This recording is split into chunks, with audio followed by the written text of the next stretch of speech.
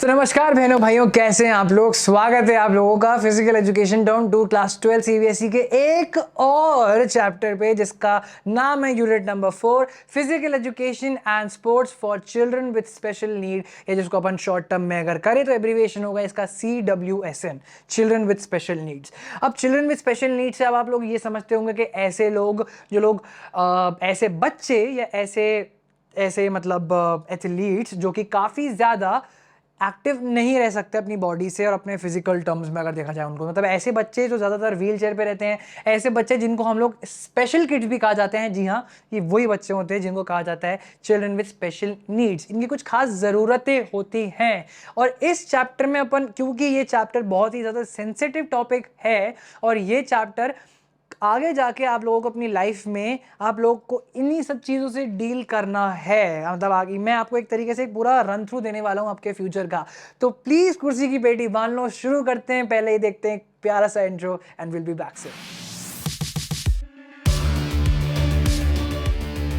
तो इंट्रो देखने के बाद में स्वागत है आप लोगों को एक और बार। फिर अपन बात करते हैं इस चैप्टर में कि अपन पढ़ने क्या वाले हैं। और दोस्तों, मैं तुम लोगों की चीज़ अच्छे से बता दूं बच्चों, इस चैप्टर में ना तुम लोगों को जो चीज़ मैं पढ़ाने वाला हूँ, ये जो चीज़ तुम लोग समझने वाले हो इस पूरे वीडियो में आगे जाकर के, ये तुम लोगों को लाइफ लॉन्ग तुम लोगों के साथ में रहने वाली है। कुछ कुछ चीज़ें या कुछ कुछ सिचुएशंस ऐसी भी होंगी, कुछ कुछ केसेस तुम लोगों के सामने ऐसे आएंगे जिसमें से तुम लोगों को कुछ लोगों के डिसेबिलिटीज़, उनको समझने के तरीके, उनको क्योर करने के तरीके, कुछ लोगों के डिसऑर्डर्स और उनको समझने के और उनको क्योर करने के तरीके से तुम लोगों को डील करना पड़ेगा। तो आइए स्टार्ट करते हैं सबसे पहले कि डिसेबिलिटी होती क्या है। डिसेबिलिटी को अगर मैं डिफाइन करूं तो it is nothing but an impairment of cognitive behavior of an individual, which may be physical, which may be mental, it may be intellectual, etc. अगर मैं इसको और सिंपल भाषा में कहूं तो असमर्थता किसी चीज को समझने की, सोचने की, देखने की, पढ़ने की। ठीक है, तो ये तो बात हो गई डिसेबिलिटी की। अब बात करते हैं कि डिसेबिलिटी कितने प्रकार की होती है और तुम लोगों को एग्जाम में वो किस प्रकार से आने वाली है। तो सबसे पहले अपन देखते हैं यहाँ पे कि डिसेबिलिटी होती है एक तरीके से तीन तरीके, जो इसके तीन मेन तरीके की डिसेबिलिटी होती है इंसानों में। सबसे पहला होता है फिजिकल और मोबिलिटी। ये ऐसी डिसेबिलिटी होती है जिससे तुम लोग नाम से समझ गए होंगे, फिजिकल डिसेबिलिटी के इंसान सही से चल नहीं पाता, कोई चीज पकड़ नहीं पाता, शायद उसके लिम्स नहीं है, शायद उसके 4 लिम्स नहीं है, पैर नहीं है, हाथ नहीं है, कोई चीज देख नहीं पाता। तो इसे तुम लोग समझ चुके होंगे कि that person may be suffering from a physical और ए मोबिलिटी डिसेबिलिटी। उसके बाद आते हैं आपके सेंसरी डिसेबिलिटी पे। अब आपको ये चीज पता होगी कि आपके सेंस ऑर्गन्स कौन कौन से होते हैं। आपके सेंस ऑर्गन्स, आपकी स्किन होती है, आपकी टंग होती है, आपकी आई, नोज, ईयर्स, ये सारे के सारे आपके सेंसरी ऑर्गन्स होते हैं। लेकिन अगर अपन डिसेबिलिटी की बात करते हैं, क्योंकि डिसेबिलिटी काफी बड़ा मेजर टर्म है, तो यहां पर तीन चीजें आती हैं जिससे आपकी बॉडी के मेजर फंक्शंस कनेक्टेड रहते हैं। Spinal cord. अब अगर आपकी बॉडी से स्पाइनल कॉर्ड, रीढ़ की हड्डी ही हटा दी जाए तो क्या आपका बॉडी, अपर बॉडी, क्या पूरा शरीर किसी भी काबिल रहेगा? क्या नहीं रहेगा। वो शरीर ही किसी काम का नहीं जिसके अंदर रीढ़ की हड्डी या स्पाइनल कॉर्ड ना हो, क्योंकि आपकी बॉडी के मेजर नर्वस फंक्शंस और टिश्यूज आपके स्पाइनल कॉर्ड से कनेक्टेड रहते हैं। उसी तरह आते हैं आपके हेड में, आपके दिमाग में होता है ब्रेन। अगर आपका ब्रेन ही नहीं रहेगा या ब्रेन ठीक से काम नहीं करेगा तो आपकी बॉडी को प्रॉपर इंस्ट्रक्शंस नहीं मिल पाएंगे। आप लोगों ने बचपन में फर्स्ट और सेकंड स्टैंडर्ड में सुना होगा that brain is like the CPU of the human body. जी हाँ, बिल्कुल सही कहते हैं। आपके थॉट प्रोसेस, आपके आइडियाज, के समझने सोचने की क्षमता सारी की सारी आपके ब्रेन से कनेक्टेड होती है। बात करते हैं तीसरे ऑर्गन की, जो कि होता है आपका विजन। और मैं ये एवेंजर्स वाले विजन की बात नहीं कर रहा हूं, मैं बात कर रहा हूं विजन, इन आंखों की, ये देखने की क्षमताओं की जो मैं बात कर रहा हूं। जी हाँ, पहली बात तो मुझे चश्मा नहीं लगा है जस्ट बिकॉज ये मेरा स्टाइल है, तो मैंने इसलिए चश्मा पहना हुआ है। मैं भी इसको उतार के बढ़ा सकता हूं, बट स्टिल बात करते हैं विजन की। अगर आप देख नहीं सकते या देख नहीं पाते या देख नहीं पाओगे तो एक तरीके से आप अपने बॉडी के एक तरीके से 30 से 40% फंक्शन को परफॉर्म करने में असमर्थ होते हो, जो कि प्रॉपरली लिखना होता है, प्रॉपरली कहीं चलना होता है, दौड़ना होता है, भागना होता है, एक्सेट्रा। ठीक है, तो ये आपके सेंसरी ऑर्गन्स के अंदर आते हैं। बात करते हैं आपके कॉग्निटिव या लर्निंग के। अब ये लर्निंग क्या होता है? हम इतनी देर से बात करते हैं चीज़ों को सोचने की, समझने की।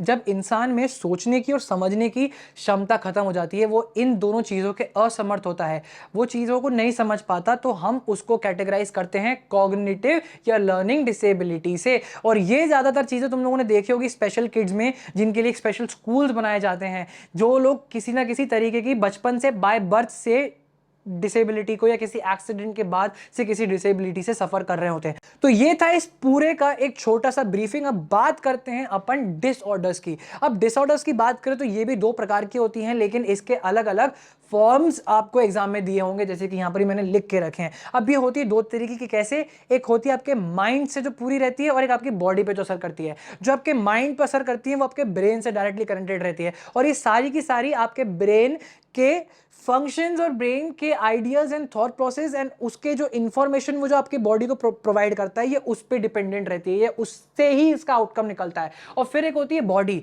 अब ये वो डिसऑर्डर्स रहते हैं जो आपके एक्शंस को कंट्रोल करके रखते हैं, जो आपकी बॉडी के मेजर फंक्शंस को कंट्रोल करके रखते हैं।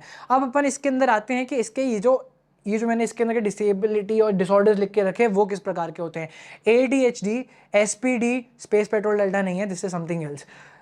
ASD, ODD एंड OCD, ये सारे के सारे आपके एक तरीके के डिसऑर्डर्स है जिनके बारे में अभी हम बात करने जा रहे थे। तो स्टार्ट करते हैं सबसे पहले डिसएबिलिटी से। तो आइए बात करते हैं सबसे पहले हम लोग डिसएबिलिटी के बारे में। कि डिसएबिलिटी WHO ने भी अपने टर्म में सबसे इसकी एक बहुत अच्छी डेफिनेशन दी है। उन्होंने कहा है कि that it is a wider umbrella जो एक पर्टिकुलर ह्यूमन बीइंग को या एक एथलीट को या एक जिसको भी आप कहना चाहे, रेफर करना चाहे, मैन, वुमेन, चाइल्ड, किसी को भी, उनको एक सर्टेन अमाउंट ऑफ रिस्ट्रिक्शन देता है। मतलब उनको कोई कोई चीजें या पार्टिसिपेशन करने नहीं देता है। तो आइए बात करते हैं कि इसकी एक बार अपन डेफिनेशन हल्की से रिकॉल कर लेते हैं कि इसमें क्या कहा गया है। That it is an impairment that may be cognitive, developmental, physical, mental, psychological etcetera.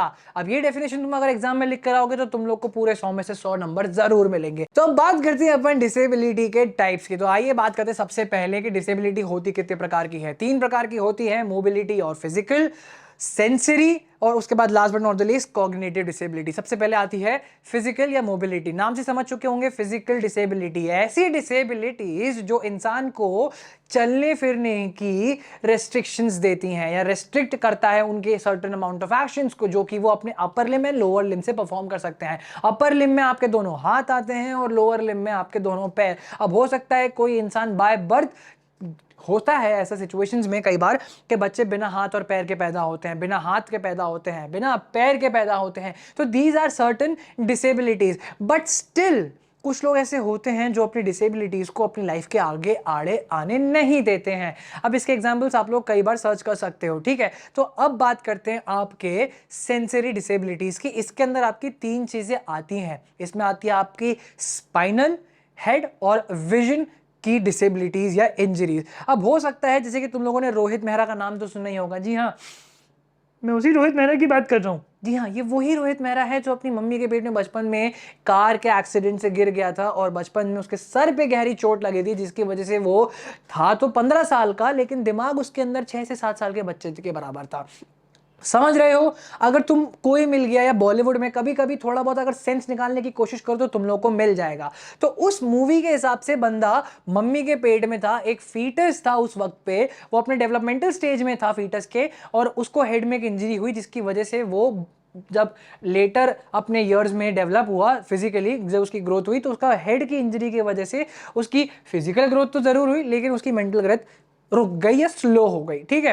तो अब बात करते हैं उसमें किस किस प्रकार की आपके सेंसरी के अंदर कौन कौन सी इंजरीज आती हैं। सबसे पहले आती है आपकी स्पाइनल कॉर्ड की इंजरी, जिसको अपन मेडिकल टर्म में SCI भी कहा जाता है। अब कई बार ऐसे मान के चलो, तुम लोग को बेस्ट एग्जांपल देता हूं, तुम लोगों ने सूरमा मूवी तो देखी होगी जो कि संदीप सिंह की लाइफ पे बनी है। संदीप सिंह के साथ में क्या हुआ था, उनको स्पाइनल कॉर्ड में गोली लगी थी। अब स्पाइनल कॉर्ड में जब किसी इंसान को गोली लगती है तो एक तरीके से, क्योंकि स्पाइन आपके सारे नर्वस सिस्टम और सेंसरी नर्वस सिस्टम का एक पूरा मेन सेंटर एग्जैक्ट पॉइंट होता है। अब अगर वो इंजर्ड हो जाता है तो उसमें इंजरी की वजह से आपके लोअर बॉडी के कुछ कुछ हाथ और पैर, मतलब लोअर बॉडी एक तरीके से काम करना बंद हो जाती है, लोअर बॉडी पैरालिसिस के चांसेस बढ़ जाते हैं। जी हाँ, अब जब ऐसा होता है तो ऐसे में इंसान को काफी ज्यादा एफर्ट्स लगती हैं, काफी साल भर का मेडिकल प्रोसीजर लगता है, और कुछ कुछ केसेस में तो वो लाइफ लॉन्ग के लिए व्हीलचेयर पर या बेड रिडन हो जाते हैं। तो एक केस ये भी था। उसके बाद आता है आपका हेड इंजरी, जो कि मैंने अभी आपको रोहित मेहरा के एग्जांपल से बताया। मान के चलो कि कोई बच्चा किसी एक्सीडेंट में या किसी अनफॉर्चुनेट मिसहैप में इन्वॉल्व हो गया, उसके ब्रेन पे, उसके हेड में काफी ज्यादा इंजरी आ गई। अब इसका एक और एग्जाम्पल अगर स्पोर्ट्स के टर्म में देखा जाए, क्योंकि हम स्पोर्ट्स के बारे में बात कर रहे हैं, तो बॉक्सिंग रेसलिंग और जितने भी कॉम्बैट स्पोर्ट्स होते हैं जो कि hand to hand combat sports होते हैं, उसमें जिसमें आपका हेड काफ़ी ज़्यादा एक्सपोज रहता है सामने वाले के हाथ से या पैर से। अब मिक्स मार्शल आर्ट्स में कभी कभी क्या होता है, आप लोगों ने कंकशन नाम का ये वर्ड कहीं सुना होगा मेडिकल टर्म में। कंकशन असल में होता क्या है, आपके ब्रेन में एक लिक्विड रहता है, जो कि लिक्विड चलता रहता है आपके ब्रेन के अंदर, और वो लिक्विड आपको सही से देखने की और सही से खड़े होने की, सीधा अपराइट खड़े होने की एक तरीके से हेल्प करता है, इफेक्ट करता है। अब मान के चलो, अब अगर आप बड़ी जोर से अपने सर को खूब जोर से ऐसे करके हिलाओगे, तो ऐसे में क्या होगा, वो जो लिक्विड और जो फ्लूइड आपके ब्रेन सेल से और ब्रेन के बीच में प्रेजेंट रहता है ना, वो आपके सर में एक point A to point B,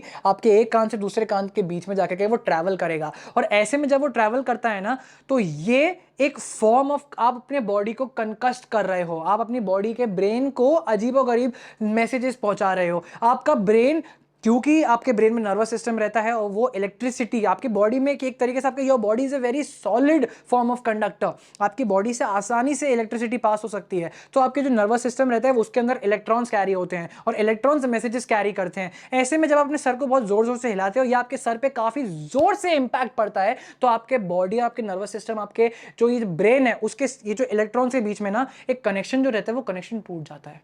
और जब भी कनेक्शन टूटता है ना, तो इंसान को कुछ देर तक कुछ कुछ चीजें समझ में नहीं आती। मान के चलो आपका एक्सीडेंट हुआ है, आपके सर पे इंजरी हुई है, आपके हल्के से सर से खून निकला है, तो आपको कुछ 1-2 मिनट तक तो कुछ आपको शायद समझ में ही नहीं आएगा। लेकिन जब आपको समझ में नहीं आता है, उसका रीजन यही रहता है क्योंकि आपके इलेक्ट्रॉन से आपका कनेक्शन, आपका ब्रेन स्टेम्स का टूट चुका है। और इसी की वजह से काफी बार यूनाइटेड स्टेट्स की स्पोर्ट्स अथॉरिटी ने, और सिर्फ यही नहीं, ओलंपिक कमेटी ने भी कंकशन को लेकर के काफी सीरियस रिपोर्ट तैयार करी है कि एक प्लेयर किसी भी दूसरे प्लेयर को कंकस्ट नहीं कर सकता है, या कंकशन के प्रोटोकॉल्स में ही रह करके उसको अपने सारे मैचेस और सारे कॉम्पिटिशन्स लड़ने पड़ेंगे। और last but not the least, इसी के अंदर आपके सेंसरी के अंदर आता है आपका विजन। मान के चलो आपका एक नॉर्मल विजन 6:6 रेशियो का होता है। अब अगर किसी का 6:6 नहीं है, किसी का 4/6 है या 5/6 है, 3/6 है, तो चश्मा पहनना पड़ता है। अब अगर आप ये चश्मा पहनते हो तो आपका शायद आपका विजन कुछ हद तक ठीक हो जाता है। कुछ लोग कॉन्टैक्ट लेंसेज प्रेफर करते हैं। लेकिन अगर आपका विजन ठीक नहीं है तो आपको भी एक तरीके की डिसेबिलिटी है। कुछ लोग जो कलर ब्लाइंड होते हैं ना, आप लोगों ने बहुत ही कॉमन सी चीज़ है, कलर ब्लाइंड होते हैं, जिन लोगों को कलर ठीक से नहीं दिखाई देते, उनके लिए पूरी दुनिया black and white kind of होती है। कलर ब्लाइंडनेस भी एक तरीके की डिसेबिलिटी होती है। लेकिन तुम लोगों ने शायद वो अभिषेक उपमन्यु का वो स्टैंड अप कॉमेडी देखा होगा ऑन कलर ब्लाइंडनेस, तो शायद तुम लोग उसको भी जाकर एक बार प्रेफर कर सकते हो। तो ये थे आपके सेंसरी डिसेबिलिटी। अब सेंसरी डिसेबिलिटी से आप लोग नाम समझ ही गए होंगे कि सेंसरी वो डिसेबिलिटीज होती हैं जो आपके सेंस ऑर्गन्स में रहती हैं, आपके आईज, नोज, टंग, आपकी स्किन। तो ये सारे के सारे आपके एक तरीके से सेंसरी डिसेबिलिटी के अंदर काउंट हुए जाते हैं। तो प्लीज ध्यान में रखना, सबसे पहले अपन ने बात करी थी मोबिलिटी फिजिकल या मोबिलिटी डिसेबिलिटी के बारे में, जिसमें आपके अपर लिम्ब और लोअर लिम्ब को इन्वॉल्व किया जाता है। उसके बाद हमने बात करी है सेंसरी डिसेबिलिटी, जिसके अंदर आपके स्पाइनल, हेड और विजन की बात करी थी। Last but not the least, जो कि सबसे इंपॉर्टेंट, सबसे कॉमन, सबसे बेसिक पॉइंट है डिसेबिलिटी का, that is nothing but cognitive और लर्निंग डिसेबिलिटी। अब अगर सिंपल भाषा में कहा जाए तो ये वो डिसेबिलिटीज होती हैं जिससे आए दिन इंसान और आए दिन इस पूरे धरती के ना जाने कितने लोग गुजर रहे होंगे। जी हाँ, इस हंसते से खेलते से चेहरे के पीछे कितने दर्द एक इंसान छुपा के बैठा है वो आपको नहीं पता। और ये वो लोग होते हैं जिनको थेरेपी की, जिनको दोस्तों की, जिनको लोगों के प्यार की सख्त और सख्त जरूरत होती है। इनको और कुछ नहीं, आपका प्यार और आपका वक्त चाहिए। अब देखो, आप लोगों के लिए ये बेस्ट एग्जाम्पल है तारे ज़मीं पर की जो मूवी है, जिसके अंदर दरशील साबरी का जो रोल था, ईशान का, वो जो बच्चा रहता है जिसको आमिर खान ट्रेन करता है, अच्छे से सिखाता है, उसको शुरुआत में कॉग्निटिव या लर्निंग डिसेबिलिटी थी। वो अपनी जब मैथ्स की बुक खोलता था तो 7 का नंबर ऊपर से उड़ रहा है, 9 का नंबर इधर जा रहा है, प्लैनेट्स आपस में लड़ रहे हैं, वो बंदा स्पेस शटल लेकर के स्पेस में जाकर के नंबर के साथ में खेल रहा है। 3 × 3 उसको जब बोलना चाहिए 9, तो वो उसका नंबर वो 27 लिख करके आ रहा है। और ऐसे बच्चे हजारों हैं। ऐसा नहीं है कि वो सिर्फ मूवी का प्लॉट बनाने के लिए किया गया था। That movie was kind of based on some real life incidents. और ऐसे टीचर्स की भी हमको सख्त जरूरत है। और मैं अपनी बात नहीं कर रहा हूं, मैं बात कर रहा हूं भैया की, मैं बात कर रहा हूं भैया जैसे हजारों टीचर्स की। मैं टीचर नहीं हूं, बट स्टिल मैं आप लोगों को इस चीज में काफी ज्यादा हेल्प कर सकता हूं। तो आइए बात करते हैं कॉग्निटिव और लर्निंग डिसेबिलिटीज के बारे में। ये किन किन प्रकार की होती हैं, आइए एक लोग देखते हैं। That can B psychological, it can be affective, it can be personality, it can be intellectual, it can be schizophrenia, or one एक तरीके से मैं आपको बताऊं, for one person mental illness का भी आजकल इसी को नाम दे दिया गया है। अब ये मेंटल इलनेस आप लोग सीधा सीधा डिप्रेशन से भी कनेक्ट कर सकते हैं। तो अब आप लोगों के लिए ये चीज़ समझना काफ़ी ज़्यादा ईजी हो गया होगा। तो ठीक है, देखते हैं कि लर्निंग एंड कॉग्निटिव डिसेबिलिटीज़ में होता क्या है। एक तरीके से इंसान के सोचने समझने की, पढ़ने की, लिखने की क्षमता कुछ हद तक कम हो जाती है, वो इन सब चीज़ों के असमर्थ हो जाता है। और यहाँ पर फिर बात करते हैं psychological, effective personality, intellectual and schizophrenia के। ये सारे केसेस हैं किन किन तरीके की डिसेबिलिटीज इसके अंदर आ सकती है। तो ओवरऑल हम लोगों ने डिसेबिलिटी का टॉपिक क्या कर दिया है खत्म। कैसे? अब हम आपको इसका क्विक रिकैप ले लेते हैं कि इसके अंदर हम लोगों ने देखा गया। सबसे पहले हम लोगों ने इसकी डेफिनेशन देखी थी, ऊपर जो लिखी हुई है, that it is an impairment that may be cognitive, developmental, physical, mental etcetera. फिर हम लोगों ने इसके तीनों टाइप्स देखे थे। It can B physical, it can B sensory और इट कैन बी कॉग्निटिव और लर्निंग। और इसी के साथ में अब आपका डिसेबिलिटी का ये जो पार्ट खत्म होता है। तो डिसेबिलिटी अपन ने खत्म कर दिया है। अब अपन जंप करते हैं डिसऑर्डर्स पे। अभी डिसऑर्डर्स बहुत ज्यादा तरीके के भी होते हैं और ये लोग ऐसे भी होते हैं कि कुछ मतलब ये डिसऑर्डर्स ऐसे भी होते हैं कि इनको क्योर करना काफ़ी ज़्यादा आसान रहता है। और कुछ नहीं, बस इसमें आपको बस और कुछ नहीं, साइकोलॉजिस्ट की, साइकेट्रिस्ट की और कुछ काउंसलर्स की ज़रूरत पड़ती है, जिनके पास में लाइसेंस होता है। और काफ़ी ज़्यादा थेरेपी में खर्चा लगता है इसके लिए, लेकिन it will be totally worth it. ठीक है, तो बात करते हैं कि सबसे पहले कि डिसऑर्डर्स होते क्या हैं। अपन डेफिनेशन के हिसाब से देखें तो it is a problem or illness which affects a person's mind and his body or his or her body, right? या इसको दूसरी भाषा में कहूँ या आम भाषा में कहूँ तो it can be defined as a state of confusion happens with a person। ठीक है, मतलब इंसान काफ़ी ज़्यादा रेस्टलेस हो जाता है, काफ़ी ज़्यादा कंफ्यूज हो जाता है किसी किसी चीज़ों को लेकर के, उसको समझ में नहीं आता है, उसका थॉट प्रोसेस कुछ वक्त के लिए काम करना बंद कर देता है। उसको लगता है कि ये मेरे साथ में क्या हो रहा है, उसको लगता है कि मेरे साथ में क्यों हो रहा है।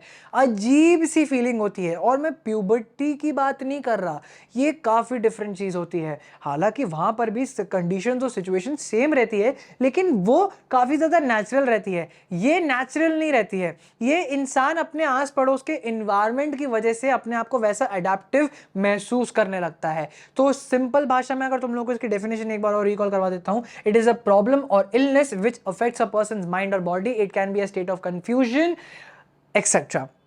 अब बात करते हैं इसके कितने तरीके के डिसऑर्डर्स होते हैं। आप लोगों ने सुना होगा क्योंकि you guys are very smart nowadays and you guys have full access to the social media, right? सबसे पहले अपन बात करते हैं ADHD की, which is called as attention deficit hyper activity disorder. अब इसके अंदर होता कुछ नहीं है, बच्चा काफी ज्यादा, एक तो नाम से आपको सजेशन इसमें समझ में आ रहा होगा, हाइपर एक्टिव, बहुत ज्यादा एक्टिव हो जाता है, बहुत ज्यादा रेस्टलेस फील करने लगता है, अपने आप को वो एक अलोन एक सिचुएशन में पाता है, वो अपना सर पकड़ के बैठ जाता है कि यार ये मेरे साथ में क्या हो रहा है, what is happening to me. In this condition a person suffers from an hyper activity disorder as the name suggest. यहाँ पर इंसान के साथ में या बच्चे के साथ में, जो क्योंकि हम यहाँ बच्चों की बात कर रहे हैं, तो बच्चों को ऐसा लगता है कि उनको कोई सुनने वाला नहीं है, उनको कोई समझने वाला नहीं है, उनके दिमाग में काफ़ी ज़्यादा चीज़ें चलने लगती है, जिसको आजकल की टर्म में सोशल मीडिया ने नाम दे दिया है ओवर थिंकिंग का। तो यहाँ पर इंसान या बच्चा ओवर थिंक करने लगता है क्योंकि उसके पेरेंट्स ने शायद उसके प्रेशर बना दिया हो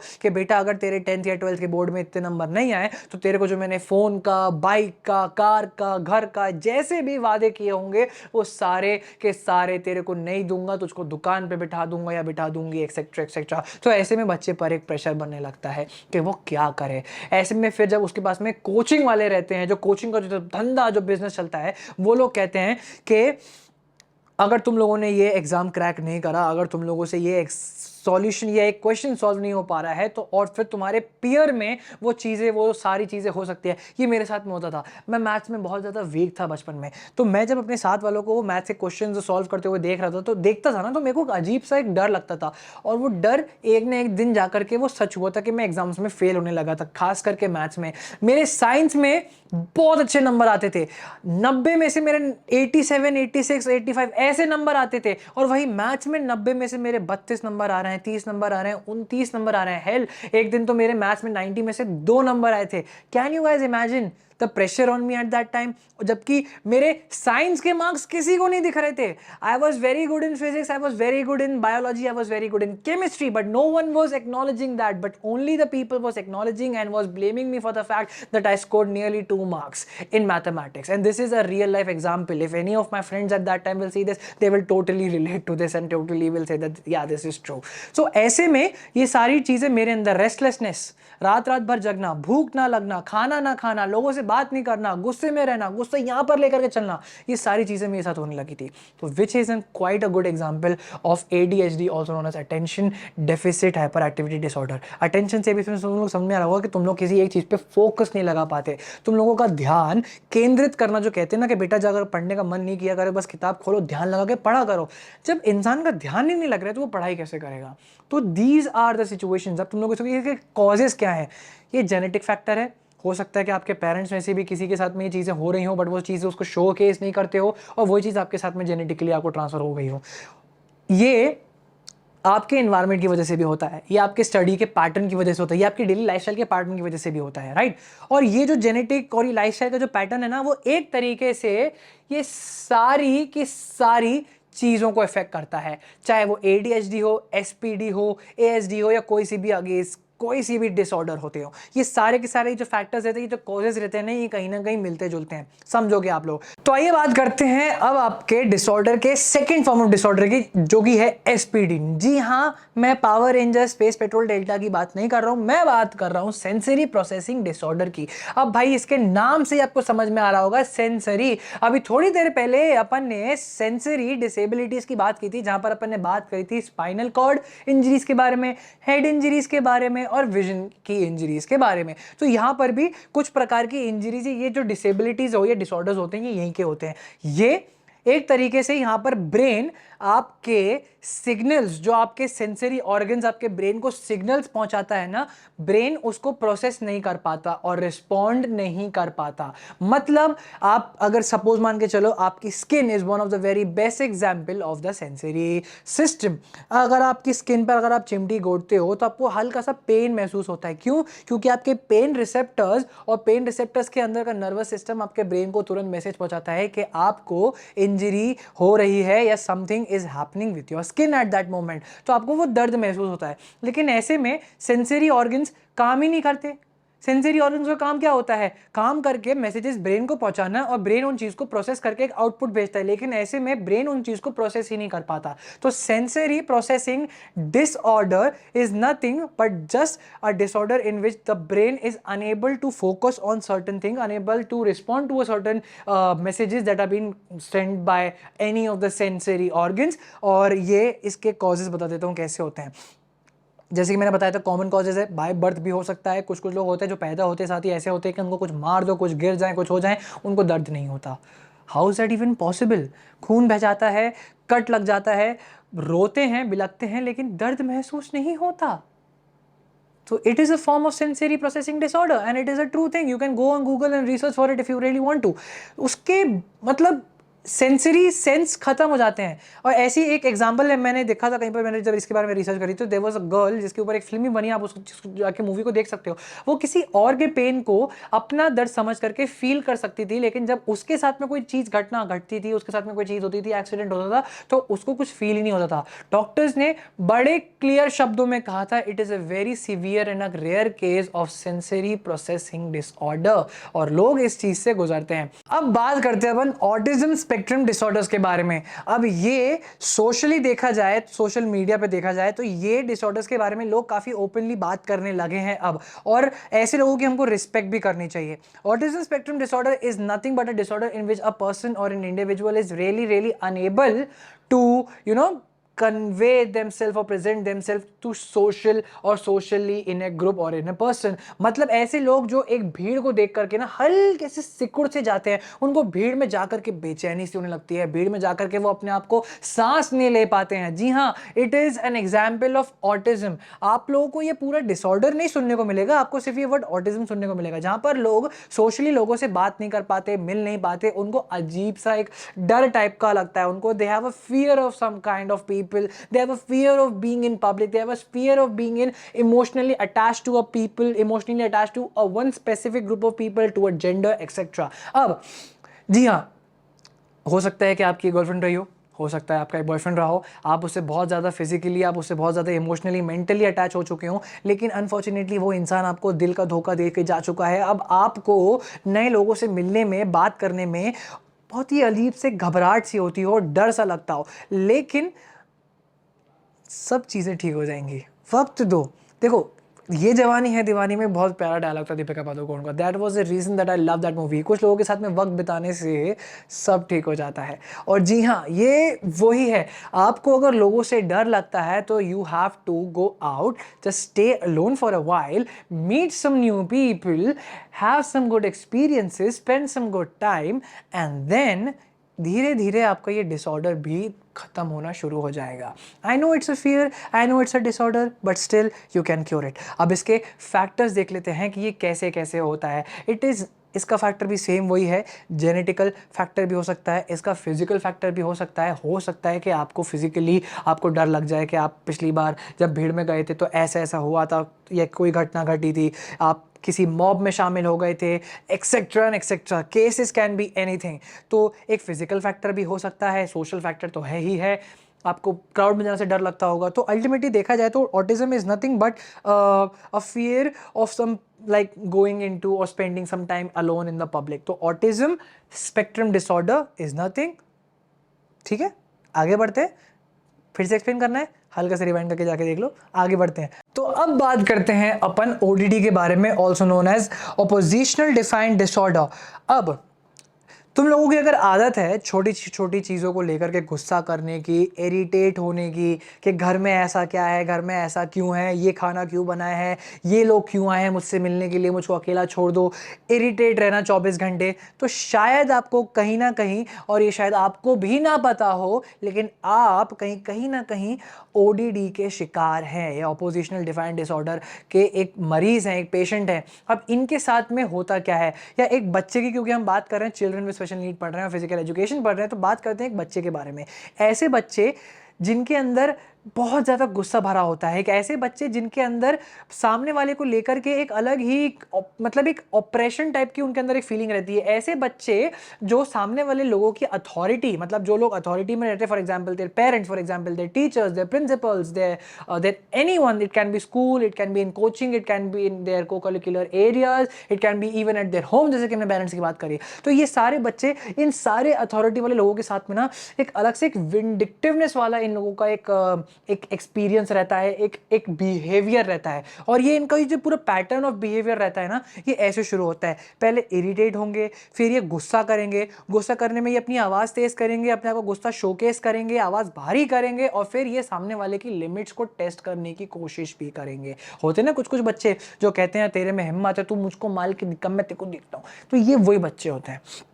अब इनसे डील करने की, साइंटिफिकली इनसे डील करने के बहुत सारे तरीके होते हैं, लेकिन इनको वक्त पे ही छोड़ दिया जाता है। कई बार वक्त सारे घाव भर देता है, इनको भी कोई चीज़ का गम रहा होगा, शायद ना रहा हो। और ऐसे लोगों के साथ में बहुत ही प्यार से, बहुत ही रिस्पेक्टफुली डील करना चाहिए। इनको समझाना चाहिए कि देख मेरे भाई, मेरी बहन, जैसा तू सोच रहा है, जैसा तुम सोचते हो, हर बार चीज़ें वैसी नहीं होती है। If you expect disappointment, you will be never ever get disappointed. जी हाँ, I just quoted Michelle Johnson from Spiderman No Way Home. मुझको पता है तुम लोग कमेंट सेक्शन में ये चीज़ बोलने वाले हो, बट अगर तुम लोग सोच रहे हो कि एक इंसान जो ओडीडी से गुजर रहा है उसके साथ में डील कैसे किया जाए, तो उसका कोई डील करने का कोई तरीका नहीं है। आपको हर तरीके के लोगों से डील करना आना चाहिए। अब बस इनके साथ में हल्का सा स्पेशल केस ये रहता है कि आप लोगों को इनके साथ में प्यार से बात करनी चाहिए, रिगार्डलेस कि ये आपकी कितनी भी बेइज्जती क्यों ना मार लें, ये आपको पूरा डिग्रेड करने की कोशिश करेंगे, ये आपको नीचे गिराने की, आपको नीचे दिखाने की कोशिश करेंगे। बस आपको अपना मॉरल हाई ग्राउंड हमेशा रियल रखना है, ट्रू रखना है, and you have to be very sure कि आप इनके साथ में एक पैटर्न ऑफ बिहेवियर जो कि काफ़ी लो रखें, बहुत ही नॉर्मल रखें, काफ़ी सिद्धांत पूर्वक इन लोगों से बात की जाए, इनको समझाया जाए कि जो आप कर रहे हो, जो आप बातें कर रहे हो, that makes no sense, it may make sense to somebody but for me it is not true at all, it doesn't make sense to me to at all. आप इनसे अच्छे से बात करो, and what I am talking to you, what I am trying to say to you is very positive. You have to look into it. People are not always as you think they are। तो बस ऐसे आपको बात करनी है, ऐसी चीजें समझना है और ऐसे लोगों से डील करना आना चाहिए, बहुत ही प्यार। बात करते हैं अपन last point of disability, OCD also known as obsessive compulsive disorder. अब भाई अगर आप अपने किसी साइकियाट्रिस्ट से, किसी डॉक्टर से या किसी जो लोग साइकोलॉजी पढ़ रहे हो, अगर उनसे इन सारे टॉपिक्स के बारे में पूछे जाओगे तो वो आपको अलग अलग डेफिनेशन, एक अलग अलग डिफ्रेंसिएशन देंगे इन सबके बीच में। लेकिन अगर आप बात करें ओसीडी के बारे में तो ये एक ऐसा पैटर्न होता है जिसमें एक इंसान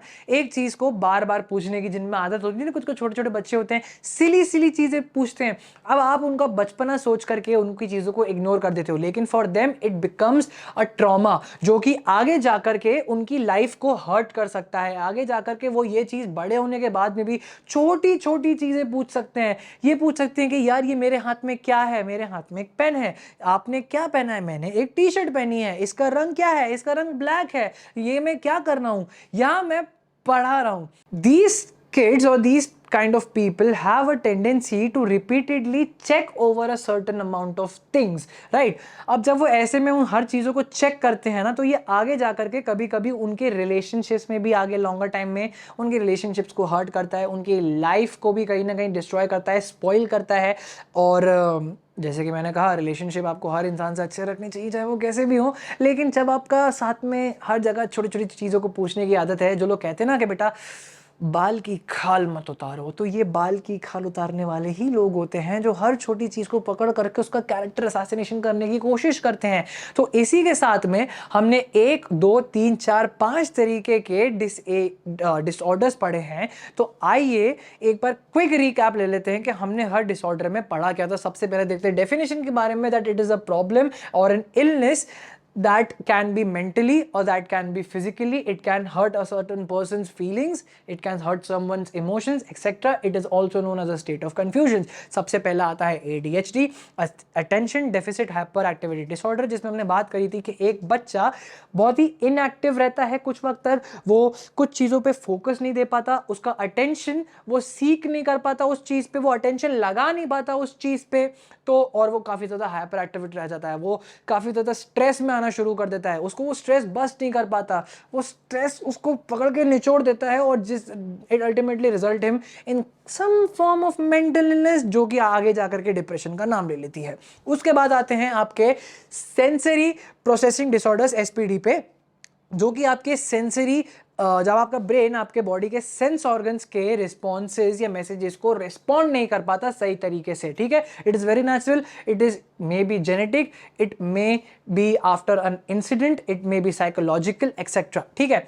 उसके बाद आते हैं अपन ऑटिज्म स्पेक्ट्रम डिसऑर्डर्स पे। ये एक डेवलपमेंटल डिसऑर्डर रहता है जहां पर आपके जो बॉडी के डेवलपमेंटल फंक्शंस रहते हैं, जो आपकी बॉडी के ग्रोथ फंक्शंस रहते हैं, वो यहां पर नहीं हो पाते। इसका एक एग्जांपल मैंने बताया था कि लोग सोशली लोगों से मिल नहीं पाते।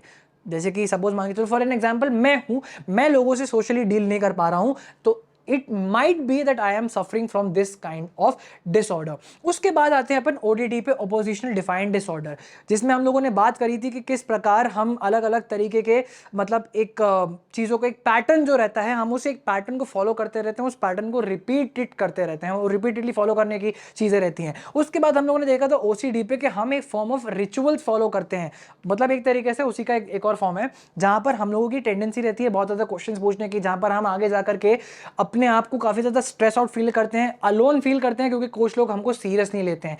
And it might be vice versa. अगर आपके पास में बुक है अच्छी बात है, नहीं है तो शायद ये एक्सप्लेनेशन आपको काम में आएगा। और इसी के साथ में अब बात करते हैं डिसेबिलिटी के एटिकेट्स के बारे में। वेल, जैसे कि अपन को पता है, अपन स्कूल जाते हैं, अब कॉलेज जाएंगे, यूनिवर्सिटीज़ जाएंगे, तो अपन को ना कुछ कुछ रूल्स एंड रेगुलेशंस फॉलो करने रहते हैं, कुछ कुछ उनके उसूल होते हैं, कुछ कुछ एटिकेट्स होते हैं जो अपन को फॉलो करना चाहिए। अब मैं अगर लड़कों से बात करूँ तो guys and boys and my lovely gentleman, तुम लोग अल्फा एम को अगर फॉलो करते हो तो मैं थोड़ा उसकी तरह बोलना चाहूंगा कि gentleman, you need to follow some kind of etiquettes while talking to some women और सम सेक्सी सेनोरिटास। और इसी प्रकार से आपको कुछ कुछ डिसेबल जो लोग होते हैं उनसे भी कैसे कैसे बात करना चाहिए, कैसे बिहेव करना चाहिए, जैसे कि मैंने ऊपर लिख के रखा है, how to help these people and how to behave.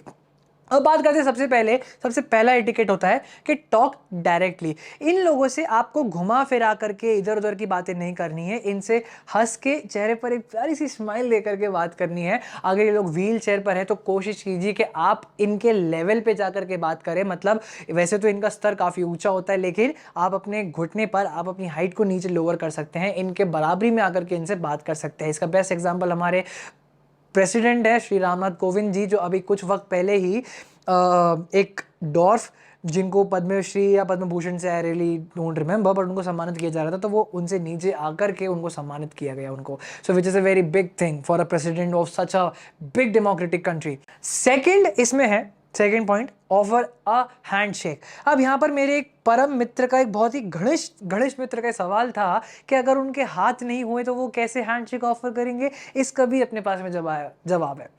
आपको दोनों हाथ जोड़ने हैं और उनको इस तरीके से ग्रीट करना है, जो कि बेस्ट फॉर्म ऑफ वे होता है मेरे हिसाब से तो किसी को भी ग्रीट करने का, चाहे वो इंसान कैसा भी हो, अच्छा हो बुरा हो। ऑफर अ वेरी गुड नमस्ते and be like very respectful. But if that disabled person is wearing a prosthetic arm or prosthetic limb, then you might offer a handshake to him, which is a good sign of respect. उसके बाद आते हैं explain before conversing with the visually impaired. अब हाँ, इसका मैं तुम लोग को एक एग्जाम्पल देना चाहूँगा। अभी कुछ साल पहले फीफा वर्ल्ड कप हुआ था, जिसमें एक फ़ैन आया था अपने एक फ्रेंड के साथ में, जो उसको पूरा मैच बैठ के एक्सप्लेन कर रहा था। अब अगर तुम लोग इंस्टाग्राम स्क्रॉल करते हो तो तुम लोगों को ये चीज़ पता चलेगी कि तुम लोग कहीं ना किसी रील में देखी थी कि एक बंदा जो कि पूरा मैच देख रहा है और एक इंसान जिसकी आंखें नहीं है, वो इस तरफ देख के खड़ा है और मैच पूरा इस तरफ हो रहा है। वो अपने कानों से अपने फ्रेंड की पूरी रनिंग कमेंट्री सुन रहा था। उसका फ्रेंड उसको बोल रहा था, देख क्रिस्टियानो ने पास करा, क्रिस्टियानो सार्जियो रेमोस को लेकर के बॉल लेकर आगे लेकर आ गया, बॉल ने डिफेंस को क्रॉस करा, डिफेंस लाइन क्रॉस करके गोल हो चुका है। और जैसे ही गोल हुआ था ना, उस इंसान को जो सिर्फ सुन रहा है उसको दिखाई नहीं दे रहा था, लेकिन जब वो गोल हुआ, पूरा स्टेडियम चिल्लाया ना, तो उसकी रूह कांप गई।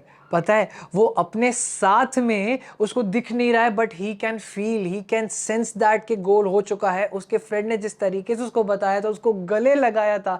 गाइज, एक ही चीज़ है जो तुम लोगों ने कई बार सुनी भी होगी और मैं फिर से रिपीट करता हूँ, sports is the only way that can bring a country together. इसका बेस्ट एग्जाम्पल था 2011 का वर्ल्ड कप, इसका बेस्ट एग्जाम्पल था 2007 का T20 और क्रिकेट वर्ल्ड कप, 2015 का वर्ल्ड कप, और अब बहुत जल्दी वर्ल्ड कप आने वाला है। और शायद अभी तुम लोग को पता हो कि कुछ वक्त पहले ही ये IPL भी ख़त्म हुए हैं, तो I guess you guys can remember. ठीक है, तो sports is one of the very best way to bring people together. तो इसी के साथ में बात करते हैं नेक्स्ट पॉइंट की, that is ask before you help. अब ज़रूरी नहीं है कि कुछ लोग जो डिसेबल आप लोगों को लग रहा हो कि उनको हेल्प की ज़रूरत है, ज़रूरी नहीं है कि उनको सचमुच हेल्प की ज़रूरत हो। ऐसे समझ के चलो, मैं डिसेबल हूँ, मैं व्हील चेयर पर हूँ, मैं अपने हाथों से पूरी ताकत लगा रहा हूँ। क्या हुआ अगर मेरे पैर काम नहीं करते तो? क्या हुआ अगर मेरी लोअर बॉडी पैरालाइज है तो? I still have my hands left with me, I will work with my hands. लेकिन ऐसे भी कुछ लोग होते हैं, तो मतलब जिनका ना दिल ऐसे रहता है कि क्या मैं आपकी हेल्प कर दूं, क्या मैं उनको मदद कर दूं। तो ऐसे में कुछ लोग बहुत जल्दी ट्रिगर भी हो जाते हैं कि क्या तुम उनकी डिसेबिलिटी का मजाक उड़ाना चाहते हो, कि क्या तुम बेटर हो और मैं इम्परफेक्ट हूं। ऐसे में बहुत सारे लोग थोड़े से सेंसिटिव होते हैं। तो अपन को इस चीज़ का ध्यान में रखना है कि अपन को उनसे पूछना है कि सर और ma'am, can I help you? Do you need some help? Do you need some water? और do you need some any services from me or anything? ठीक है, तो ऐसे पूछा जाता है। These are what etiquettes, right. उसके बाद अपन आते हैं last but not the least point पे, लिसन देम केयरफुली। अब चाहे ये डिसऑर्डर्स हो, ADHD, SPD, OCD, ODD, कोई सा भी डिसऑर्डर हो, चाहे वो कोई सा भी डिसेबिलिटी क्यों ना हो, चाहे इंसान के हाथ हो पैर हो नहीं हो, कोई बात नहीं। लेकिन एक इंसान अगर दूसरे इंसान को समझना चाहता है, उसके बातों को कनेक्ट करना चाहता है, तो बस बैठो, धीरज रखो, एक स्माइल के साथ में सामने वाले की हर बात को सुनो। ठीक है, मुझे पता है शायद तुम लोगों के साथ में भी कहीं ना कहीं कोई दिक्कत परेशानी चल रही होगी। अभी से तुम लोगों को रिजल्ट का टेंशन सताने लगा होगा। तुम लोगों को ये भी लग रहा होगा कि यार मेरा अकाउंट से पेपर ठीक नहीं गया, या मेरा ईको का पेपर ठीक नहीं गया, या मेरा बिजनेस का पेपर ठीक नहीं गया, क्या मेरा मैथ्स का पेपर अच्छा जाएगा, क्या मेरा फिजिकल का अच्छा जाएगा। यार कॉमर्स बाबा की टीम से जुड़े हुए हो, सारे पेपर अच्छे जाएंगे। लेकिन अगर मान के चलो मल्टीवर्स ऑफ मैडनेस की जैसे कुछ ना कुछ तुम लोगों के साथ में इनकर्जन हो गया, अगर गलती से भी किसी में नंबर कम आ गए, पेरेंट्स डिसअपॉइंट हो गए, तुम डिसअपॉइंट हो गए, तो मत भूलो ये तुम्हारी जंग है, तुम्हारी लाइफ है। अपने फ्रेंड्स के साथ जाओ, बाहर घूमो, फ्रेश हो, अपने आप को रिहैब में डालो और बस खुश रहो। यार ज़िंदगी ना रोने के बहुत ज़्यादा मौके देती है और हंसने के कम, लेकिन अगर तुम लोग छोटी छोटी चीज़ों में खुशी निकालना जानते हो, तुम लोगों को अगर पता चल गया है कि हर छोटी चीज़ से खुशी कैसे निकाली जाती है, ये मैं रिकॉर्डिंग कर रहा हूँ, ये मुझको करना बहुत अच्छा लगता है, मैं भी ड्राइव करके घर जाऊँगा, मुझको वो भी काम अच्छा लगता है, मुझको काम अच्छा क्या नहीं लगता है, घर पे अकेले पड़े रहना। एंड मुझको पता है अकेले में रहना, अकेला दिमाग शैतान का घर होता है, लेकिन अगर हम अपने उस टाइम को भी यूटिलाइज कर सकते हैं, खुश रह सकते हैं, बुक्स पढ़ सकते हैं, जिम जा करके अपने आप को इन्वॉल्व रख सकते हैं, घर पे गेमिंग करके अपने आप को इन्वॉल्व रख सकते हैं, जो चीज़ करके तुम लोगों को खुशी मिलती है वो करो। और इसी के साथ में अपन जंप करते हैं इस चैप्टर के लास्ट टॉपिक पे, स्ट्रैटेजीज फॉर द पीपल और the children with special needs. इसको मैं ज़्यादा तरीके से एक्सप्लेन नहीं करूँगा, बस इसको मैं ऐसे समझाऊंगा कि तुम लोगों के एग्जाम में अगर ये पॉइंट आ जाता है तो तुम लोग उसको कैसे क्रैक करोगे। What are the various strategies to help the people who are suffering from certain kind of a disease, a disorder और a disability, and how will you cope up them with some kind of sports and games. ऐसे समझ के चलो, मैं एक disable person हूँ, मेरे lower body के नीचे का पार्ट पैरालाइज है, तो तुम लोग मेरे लिए क्या स्पोर्ट्स ऑर्गेनाइज कर सकते हो। बेस्ट एग्जांपल है, काफ़ी ज़्यादा स्पोर्ट्स हो सकते हैं, स्पेशल ओलंपिक्स में भी इसको नाम इसका दर्ज है। It is called handicapped basketball और the basketball for the people with special needs. ऐसे में लोग व्हील चेयर पर बास्केटबॉल खेलते, तुम लोगों ने देखा ही होगा, right. Visually impact cricket world cup भी हुआ था, जो अभी कुछ साल पहले हमारी टीम इंडिया वर्ल्ड कप जीत कर आई। विजुअली इम्पैक्ट हुआ तो क्या हुआ, वर्ल्ड कप जीत के आई। ऐसे में क्रिकेटर्स, प्लेयर्स, सब लोग को दिखता नहीं था, they all where visually impart, लेकिन फिर भी उन लोगों ने अपने आप को गेम्स एंड स्पोर्ट्स के थ्रू अपने आप को रिक्रूट करके रखा, अपने आप को बिजी करके रखा, अपने आप को कमाल के तरीके से फिट करके रखा, and then they won the cricket world cup if they were visually impaired. उसके बाद आता है आपका handball. Handball is also some kind of a game that can be played by the people who are paralysed from the lower part. वो भी wheel chairs पे handball भी खेल सकते हैं, और ऐसे वॉलीबॉल भी खेल सकते हैं। ऐसे कितने स्पोर्ट्स हैं, ऐसे कितने स्ट्रैटेजीज होती हैं। आप लोग इन लोगों को एक जगह इकट्ठा कर सकते हैं, इनको मोटिवेट कर सकते हैं। It is also very good point कि आप लोग इनको स्पोर्ट्स एंड गेम्स खेलने के लिए प्रमोट कीजिए, इनको मोटिवेट कीजिए, इनको बोलिए कि अगर आपको इंजरी हो चुकी है, अगर आप डिसेबल हो चुके हो, अगर आप डिसऑर्डर से गुजर रहे हो, तो one of the best way to recreate and rehab yourself is nothing but put and indulge yourself into some kind of sports and games. ठीक है, तो इसी के साथ में ये चैप्टर भी खत्म होता है। आई एम रियली टायर्ड, मुझको बहुत भूख लग रही है, बट स्टिल भी मैं ये चीज़ कहना चाहता हूँ कि एक बार छोटा सा अपन एक रिकैप लेते हैं कि अपन ने इस चैप्टर में क्या खड़ा है। सबसे पहले हम लोगों ने देखा था कि क्योंकि इस चैप्टर का नाम था physical education and sports for children with special needs, तो हम लोगों ने बच्चों के हिसाब से ही उनके डिसेबिलिटी और डिसऑर्डर्स की बात की थी। हम लोगों ने सबसे पहले डिसेबिलिटी देखा था कि कितने प्रकार की डिसेबिलिटी होती है। आओ मुझे मेरे साथ में बोलो, 3 प्रकार की डिसेबिलिटी होती है। डिसेबिलिटी सबसे पहले होती है आपकी मेंटली फिजिकली या मोबिलिटी वाली, जिसमें इंसान के फिजिकल लिम्स, अपर लिम, लोअर लिम नहीं रहता है, वो थोड़ा परेशान रहता है इन चीज़ों को लेकर के। उसके बाद आता है उसके सेंसरी, उसके सेंस ऑर्गन्स, उसके स्पाइनल हेड और विजन का थोड़ा सा हल्का सा तालमेल नहीं बैठ पाता है। उसके बाद last but not the least अपन आते हैं कॉग्निटिव या लर्निंग डिसेबिलिटीज पे, जहां पर इंसान साइकोलॉजिकली, मेंटली, फिजिकली या स्किज़ोफ्रेनिया या अल्टीमेटली मेंटल इलनेस का शिकार होता है, और अल्टीमेटली वो डिप्रेशन पे जाकर एंड अप करता है। तो ये अपन ने इसमें डिसेबिलिटी के बारे में पढ़ा था। उसके बाद अपन ने डिसऑर्डर्स देखे थे, अपन ने 5 तरीके के डिसऑर्डर्स देखे थे, तो मैं यहाँ पर उनको बार बार रीनेम नहीं करूंगा। ADHD, SPD, ODD, OCD and एक और शायद से कोई था, तो प्लीज़ जाकर रिकैप करके देख लो। ठीक है, तो हम लोगों ने ये सब देखा था। हम लोगों ने देखा था कि अटेंशन हाइपर एक्टिविटी डिसऑर्डर के अंदर कैसे इंसान फोकस नहीं कर पाता, उसकी फोकस करने की क्षमता कम हो जाती है, वो अटेंशन सीख नहीं कर पाता, अटेंशन दे नहीं पाता किसी चीज़ को, बहुत ज़्यादा हाइपर एक्टिव हो जाता है, वो थक जाता है, लेकिन फिर भी उसके अंदर एक वो बेचैनी सी, एक टेंस, एक स्ट्रेस भरा रहता है। और इसी तरीके से हमने और भी बाकी डिसऑर्डर्स भी देखे थे, उनको क्योर करने के तरीके के बारे में हमने बात करी थी कि ऐसे तरीके के लोगों से कैसे बात करनी चाहिए। फिर उसके बाद हम लोगों ने देखा कि डिसेबिलिटी एटिकेट्स होते क्या हैं। डिसेबिलिटी एटिकेट्स में हम लोगों ने देखा कि जो लोग डिसेबल होते हैं उन लोगों से हमको कैसे डील करना चाहिए। यहां पर मैंने एक प्यारा दिल्ली बना के रखा है, अगर आपको नहीं दिख रहा होता तो। और last but not the least हम लोगों ने बात की थी strategies for children who are और द पीपल और the sports person who are going through something, और the children who are with some special needs, right. Disable भी हो सकते हैं, डिसेबल्ड या डिसऑर्डर्ड वाले बच्चे भी हो सकते हैं, ठीक है। हो सकता है कि ये बच्चे डिप्रेशन से गुजर रहे हो सकता है ये लोग डिप्रेशन से गुजर रहे हो सकता है ये लोग किसी फिजिकल या मेंटल डिसऑर्डर या डिसेबिलिटी से गुजर रहे हो। तो ऐसे लोगों के साथ में आप स्पोर्ट्स कैसे खेलोगे, इनको प्रमोट करोगे, इन लोगों को मोटिवेट करोगे, इन लोगों को ग्राउंड पे लेकर आओगे, इन लोगों से आप बातचीत करोगे, इन लोगों से बातचीत करने के बाद में आप लोग इनको ऐसा अपैरेटस, एक ऐसा एनवायरनमेंट दोगे जिसके बाद ये लोग खुद ही अपने आप में मोटिवेट होकर के गेम्स खेलना शुरू कर देंगे। तो ये प्लीज़ 4 पॉइंट जो आपके लास्ट के इस पॉइंट के थे, सब पॉइंट के, प्लीज़ याद करके रखना। और इसी के साथ में आपका चैप्टर खत्म होता है। एक चैप्टर और बाकी है, तो मिलता हूं आप लोगों से उस चैप्टर में। तब तक के लिए अपना ध्यान रखिए, हंसते रहिए, मुस्कुराते रहिए, स्माइल करते रहिए, never give up, keep walking out and don't forget to subscribe to commerce. चलिए खत्म करते हैं।